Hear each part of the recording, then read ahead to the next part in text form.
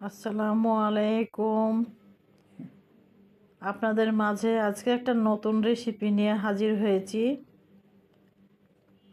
আসলে কে কেমনভাবে বানিয়ে খান জানি না, আমি আমার মতো করে বানিয়ে দেখাচ্ছি।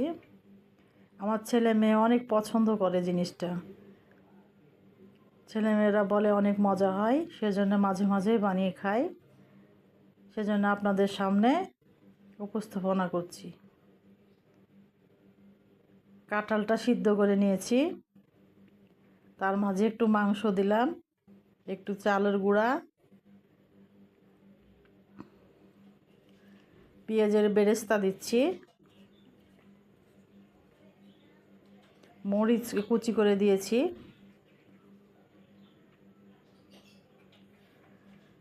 তারপরে দিচ্ছি 2টা ডিম, তারপরে দিচ্ছি হলুদ, মরিচের গুঁড়া, ধনিয়ার গুঁড়া, একটু আদা রসুন,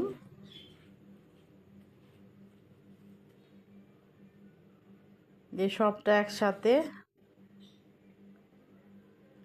হাতে চটকে নিলাম। সুন্দরভাবে চটকে